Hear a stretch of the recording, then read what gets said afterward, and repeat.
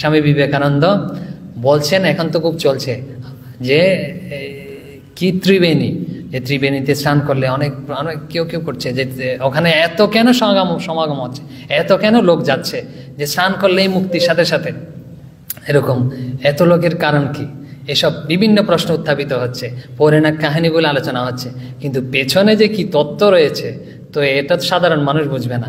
তো স্বামীজি কি বলেছেন দেখি, যে স্বামী বিবেকানন্দ এই সম্পর্কে ত্রিবেণী স্নান, প্রয়াগ, তারপরে হচ্ছে কুম্ভ, এসব সম্পর্কে।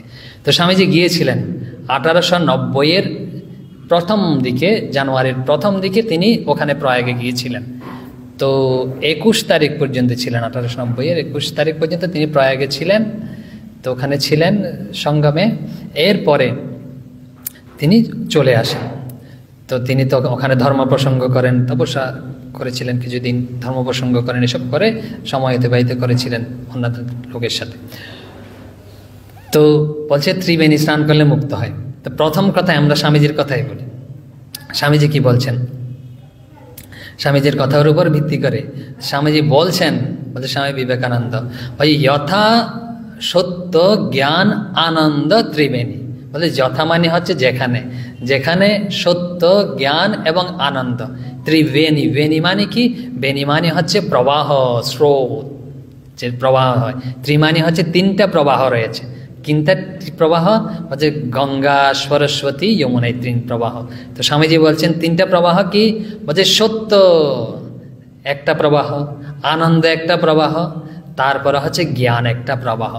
তো এখানে কারা স্নান করে, বলছে তারা হচ্ছে সাধু, সাধু যায় স্নান করে ধন্য মানে, বলছে সাধু মানে হচ্ছে যারা সৎ ব্যক্তি, তারা ওখানে যায় স্নান করে এবং নিজের জীবনকে ধন্য করে ফেলে। তো ত্রিবেণী মানে আমরা বলেছিলাম কি স্থূলভাবে, মানে হচ্ছে জড়জাগতিকভাবে কি সরস্বতী, গঙ্গা, যমুনা।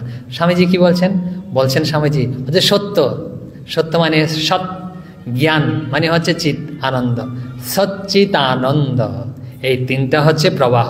ওই ত্রিবেণীতেই স্নান করতে হবে, ওখানেই স্নান করতে হবে। আচ্ছা, একটা পৌরাণিক কাহিনী বলি, তারপর মাঝে মাঝে আসবে যে এই প্রয়াগ সম্পর্কে কি বলেছেন। যখন যুধিষ্ঠির, আপনারা জানেন তখন শেষ হয়েছে, কুরুক্ষেত্রের যুদ্ধ শেষ হয়ে গেছে, তো যুধিষ্ঠির খুব মানসিকভাবে ক্লান্ত, শ্রান্ত, দুঃখিত যে এত সব আত্মীয় স্বজন সব বধ করেছে। তো তখন মার্কণ্ডেয় শরণাপন্ন হয়েছে, ঋষি মার্কণ্ডেয়। তো মার্কণ্ডেয় তখন বলছেন, তাকে বলতে বলতে যে প্রয়াগ সম্পর্কে বলেছেন, যে প্রয়াগে দেহ ত্যাগ হলে মুক্তি হয়, এই যে। তারপরে বলছেন যে প্রয়াগে হচ্ছে ভব যন্ত্রণা, ভোগ হয় না, প্রয়াগে দেহ ত্যাগ হলে আর পরবর্তীতে আর জন্ম হবে না। ভব মানে হচ্ছে জন্ম, জন্ম হওয়া, একদম যে জন্ম হলে দুঃখ সব নষ্ট হয়ে যায়। আরও বলছেন যে প্রয়াগের কথা স্মরণ করলেই মুক্ত হয়ে যায়। তা আমরা তো স্মরণ করছি। প্রয়াগ শব্দের অর্থটা দেখি আমরা আগে। তো প্রয়াগ শব্দের অর্থ কি, প্রয়াগ, ইয়াগ শব্দের অর্থ হচ্ছে ত্যাগ করা, দান করা। ইয়াগ মানে হচ্ছে দান করা বা ত্যাগ করা, আর প্রমাণে হচ্ছে প্রকৃষ্ট রূপে, বলছে প্রকৃষ্ট রূপে ত্যাগ করতে হবে, দান করতে হবে। বলছে কি ত্যাগ করতে হবে, বলছে শরীর বোধটা ত্যাগ করতে হবে, যে অহং বুদ্ধি আমাদের যে রয়েছে সবসময়, আমি শরীর, আমি শরীর, আমি কর্তা, এই বুদ্ধিটা ত্যাগ করতে হবে। ত্যাগ করে কোথায় স্নান করতে হবে, ত্রিবেণীতে স্নান করতে হবে, প্রয়াগে। ত্রিবেণী মানে কি, বলছে সচ্চিত আনন্দ। আর আমাদের ভক্তিভাবে বললে ভক্তদের জন্য ভগবান। তো স্নান করা মানে কি, ডুব দেয়া, ডুবে থাকা। তো ভগবানের ডুবে থাকতে হবে। তো ভগবানের ডুব দিলেই কিন্তু, এই সচ্চিদানন্দে ডুব দিলেই কিন্তু কি ত্যাগ করতে হবে, অহং বুদ্ধি, আমি কর্তা, দেহ বুদ্ধি ত্যাগ করে, এই যে আমি ভগবানের দাস, আমি ভগবানের সন্তান, এই বুদ্ধি আরোপ করে ওখানেই থাকতে হবে। ওখানে থাকলেই তখন মুক্তি, ডুব দেয়া। শ্রীরামকৃষ্ণ ডুব দেয়া সম্পর্কে বলেছেন, ও যে উপর উপর ভাসলে চলবে না, ও যে ডুব দিতে হবে। কোথায় ডুব দিতে হবে, শ্রীরামকৃষ্ণ নিজেই বলছেন, ও যে সচ্চিদানন্দ রূপ জলে ডুব দিতে হবে বলছেন, এমনি জাগতিক জলে নয়। তো আরেকটা পৌরাণিক কাহিনী আপনারা জানেন, উল্লেখ করি, মাঝে মাঝে একটু কাহিনী বললে ভালো। বলছে কিভাবে কি হয়, বলছেন যখন এরকম সমুদ্র মন্থন হচ্ছিল, যে জানেন তো সমুদ্র মন্থন করেছিলেন দেবতা আর অসুররা, এই সমুদ্রে এরকম মন্থন হচ্ছিল, তখন ওখান থেকে সর্বশেষে অমৃত উঠেছিল। তো সমুদ্র কি জানেন, আমরাই হচ্ছে সমুদ্র, আমাদের ভিতরে সব রয়েছে অমৃত। আমাদেরকে মন্থন করতে হবে। কিরম মন্থন? মানে হচ্ছে সাধন ভোজন, এসব চিন্তা, ভগবত চিন্তা, এসব করাই হচ্ছে মন্থন করা। তো এসব করলেই কিন্তু আমাদের ভিতরেই রয়েছে অমৃত, ওখান থেকে বের হতে থাকবে। তো মন্থন করলে, তো উপমা দিয়েছে এখানে সমুদ্র মন্থনে, সমুদ্র মন্থন করে অমৃত বেরিয়েছে। তো অমৃতটা না, ওই যে জানেন ঘটনা, তো অসুররা নিয়ে নিয়েছে প্রথমে, যেরকম পেয়েছে। তো কি করবে, বিষ্ণু মোহিনী রূপ ধারণ করেছে, তো এটা ওদের কাছ থেকে নিয়েছে। নেওয়ার পরে না, ওই প্রয়াগে কিছু ওখানে পড়েছে, আর কিছু 4 জায়গায় পড়েছে। বলছে হরিদ্বারে পড়েছে, উজ্জয়িনীতে পড়েছে, নাসিকে পড়েছে, তো 4 জায়গায় পড়েছে। তো ওখানে সব স্নান করলে মানুষ অমর হয়ে যায়, কারণ অমৃত পড়েছে তো ওখানে। তো এখন শ্রী রামকৃষ্ণ কি বলছেন দেখি, বলছে সচ্চিদানন্দ সাগরে ডুব দিলে কেউ মরে না, বলছে অমর হয়। এই যে স্বামীজি বলেছেন, স্বামী বিবেকানন্দ, যে ত্রিবেণী সত্য জ্ঞান আনন্দ, শ্রীরামকৃষ্ণ বলছেন এই সচ্চিদানন্দ রূপসাগরে ওখানে ডুব দিলেই কিন্তু অমর হবে, মানে ভগবানে ডুবে থাকলেই অমর হবে। এখন তো গেল উপনিষদের। আচ্ছা, যোগীরা কি বলে এই ত্রিবেণী মানে কিরম ব্যাখ্যা করে? যোগ যারা রাজযোগ অনুশীলন করে, খুব সাধন ভজন প্রাণায়াম করে, এরা কি বলেন? এরা এই ত্রিবেণী মানে হচ্ছে প্রবাহ, 3টা ফ্লো চলছে, প্রবাহ। বলছে 3টা প্রবাহ কোথায় চলছে? বলছে ইড়া, পিঙ্গলা এবং সুষন্মা। যে আমাদের মধ্যে রয়েছে ইড়া, আমাদের বামভাগে রয়েছে ইড়া, তারপরে হচ্ছে ডান ভাগে রয়েছে পিঙ্গলা, আর মাঝখানে রয়েছে সুষন্মা। সুষন্মা হচ্ছে সুপ্ত অবস্থায় রয়েছে, যেটা সাধন ভোজন করে, ভগবত চিন্তা করে, সৎ চিন্তা করে জাগাতে হয়। তো সুপ্ত মানে ওখানে কিন্তু সরস্বতী কিন্তু সুপ্তভাবে রয়েছে, অন্তঃশরীরে বলা হয়, উপরে দেখা যায় না, তো সুপ্তভাবে রয়েছে। তো যারা যোগী তারা এভাবে বলে। তো কিভাবে সঙ্গম হয়, 3টা কিভাবে মিলিত হয়? বলছেন 3টা সঙ্গম মানে হচ্ছে সহস্রার, সহস্রার মানে এখানে সহস্রারে 3টা একসাথে মিলিত হয়েছে, ইড়া, পিঙ্গলা, সুষন্মা সহস্রারে গিয়ে মিলিত হয়েছে। আর সহস্রারেই যখন আমরা মন থাকে, সহস্রারে যখন আমাদের চেতনা উঠে যায়, তখনই কিন্তু আমরা শিবস্বরূপ হয়ে যাই, তখনই আমরা মুক্ত হই। ওই সঙ্গমে স্নান করা মানে ওই সহস্রার রূপ সঙ্গমে আমার অহং বুদ্ধিকে বিলীন করে দিতে হবে, স্নাপিত করতে হবে, তখনই মুক্ত হব।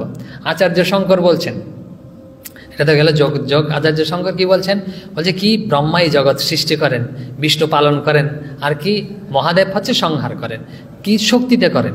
কি শক্তি? ব্রহ্মার শক্তি হচ্ছে সরস্বতী, আর বিষ্ণুর শক্তি হচ্ছে লক্ষ্মী, আর মহাদেবের শক্তি হচ্ছে ভবানী, পার্বতী, ভবানী। তো আচার্য শঙ্কর বলছেন একটা স্তোত্রে, ত্রিবেণীর স্তোত্র করে বলছেন, ওই 3 শক্তি যে একসাথে হয়েছে, 3 শক্তি যখন একসাথে হয় তখনই ত্রিবেণী হয়। আর বলছেন আমাদের ত্রিতাপ হরণ করে বলেই তার নাম হচ্ছে ত্রিবেণী।